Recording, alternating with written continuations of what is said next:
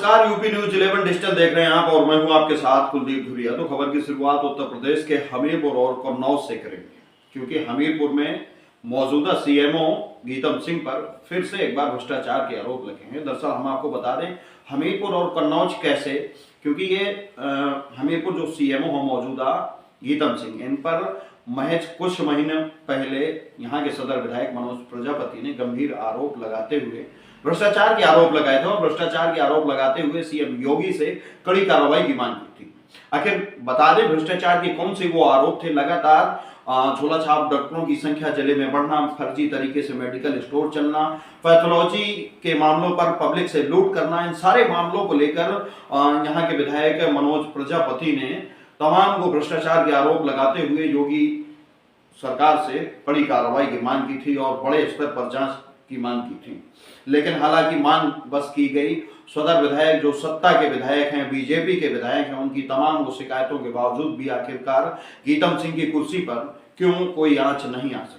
क्या यहाँ के सदर विधायक जो बीजेपी यानी डबल इंजन सरकार के विधायक हैं मनोज प्रजापति, क्या उनकी जिले में नहीं चलती? क्या उनकी बड़े नेताओं के सामने नहीं चलती? आखिरकार क्या वो वजह रही कि लाखों की जनता का चुना हुआ वो विधायक आखिरकार एक अधिकारी पर जांच नहीं करा सका और उस पर कोई अंकुश नहीं लगा सका? तो आज भी लगातार जिले में फर्जी अस्पताल, फर्जी मेडिकल स्टोर, झोला छाप डॉक्टरों की संख्या आज भी बनी हुई है।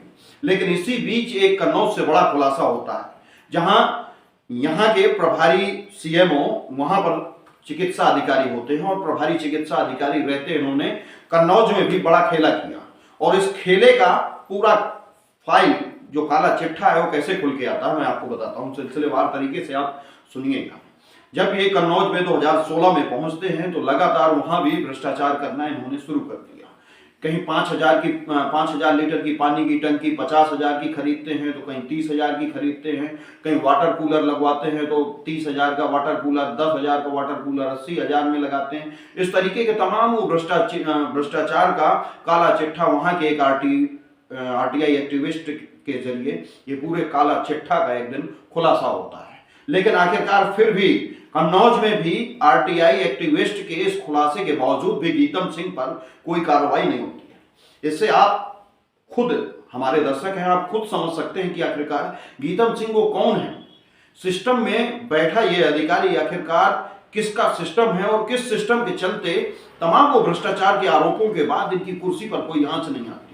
कौन है वो गीतम सिंह जो लाखों की जनता के चुने हुए जनप्रतिनिधि की एक मुख्यमंत्री से शिकायत के बावजूद भी कोई आंच नहीं आती? आखिरकार गीतम सिंह का ये कैसा सिस्टम है और किस सिस्टम के चलते लगातार गीतम सिंह अपने सिस्टम में रहते हैं और लगातार भ्रष्टाचार के आरोपों में रहते हैं?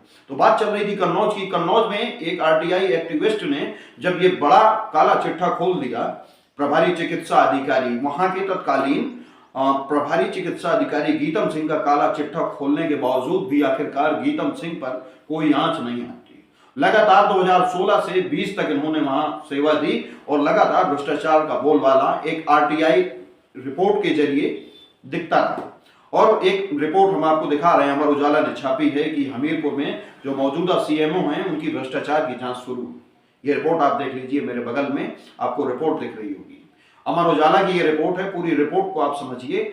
वहां पर भी इस तरीके के भ्रष्टाचार के आरोप लगे और जो आरटीआई एक्टिविस्ट था उसने मौजूदा सरकार यानी डबल इंजन की सरकार से उस समय भी जांच की मांग की थी और लगातार वो आरटीआई एक्टिविस्ट प्रयास में रहा और लगातार प्रयास के बाद आखिरकार शासन ने जांच के निर्देश दे दिए। जब जांच के निर्देश देते हैं तो स्वास्थ्य एवं परिवार कल्याण निदेशक स्वयं भानु प्रताप सिंह कल्याणी वहां पर पहुंचते हैं। उनके साथ में और वो टीम के हिस्से जो जांच कमेटी के रूप में गठित की गए थे वो सारे हिस्से वहां पर पहुंचते हैं और जो मौजूदा वहां पर सीएमओ हैं और प्रभारी चिकित्सा अधिकारी हैं उनसे पूछताछ करते हैं और तमाम वो चीजों की जानकारी लेते हैं जहां जहां उन्हें भ्रष्टाचार नजर आया। और जो आरटीआई एक्टिविस्ट ने वो अपने बिंदु रखे थे उन सारे बिंदुओं पर लंबे समय तक स्वास्थ्य एवं परिवार कल्याण निदेशक भानु प्रताप कल्याणी और उनके टीम के सदस्य लगातार वो जांच पड़ताल करते हैं। तमाम वो डॉक्यूमेंट्स वहां से लेकर जाते हैं और वो डॉक्यूमेंट्सों के बाद एक जांच रिपोर्ट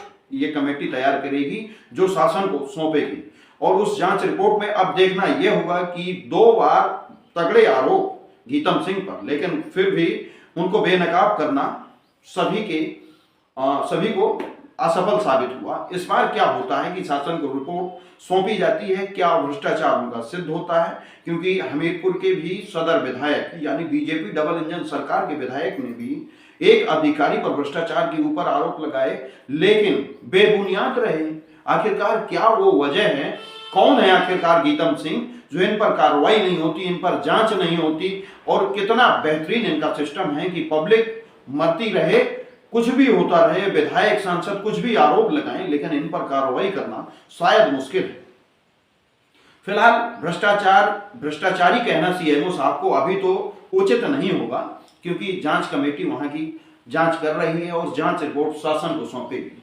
अब जांच कमेटी क्या रिपोर्ट सौंपती है, क्या उनको पाया जाता है जांच के दौरान, अगर भ्रष्टाचारी होते हैं तो एक चीज और साफ तौर पर सामने आ जाएगी कि हमीरपुर के जो सदर विधायक मनोज प्रजापति हैं, उनने जो आरोप लगाए थे वो बेबुनियाद नहीं, लेकिन किसी सिस्टम के चलते गीतम सिंह पर कोई आंच नहीं आई, और जो जनता डूबती रही, जनता के साथ जो गलत व्यवहार होता रहा, तमाम वो जाने झोला छाप डॉक्टरों के द्वारा जो जाती रही, वो जाती ही रहेंगी अगर गीतम सिंह हमीरपुर में रहेंगे तो। ये सारी चीजें स्पष्ट हो पाएंगी जांच कमेटी कन्नौज के मसले पर जांच करने के बाद जब अपनी रिपोर्ट सौंपेगी। फिलहाल अभी सीएमओ साहब को गलत कहना उचित नहीं होगा, क्योंकि जांच उनकी जारी है। और हमीरपुर में अगर कोई जनप्रतिनिधि गीतम सिंह की शिकायत करते हैं तो शायद शिकायत का कोई निवारण नहीं मिलेगा। हालांकि अब जिला अधिकारी घनश्याम मीणा है जो कभी किसानों की समस्या, उनकी फसलों का आकलन के लिए खेत में उतर जाते हैं, तो कभी आम लोगों की समस्याओं को, शिकायतों की निस्तारण का फीडबैक जानने चले जाते हैं। तो इससे एक बात तो साफ होती है कि शायद इस प्रकार की कोई शिकायत अगर जिलाधिकारी घनश्याम मीणा के रहते आती है तो सख्त एक्शन लिया जाएगा और जल्द से जल्द निस्तारण भी किया जाएगा। फिलहाल आज की खबर में इतना ही।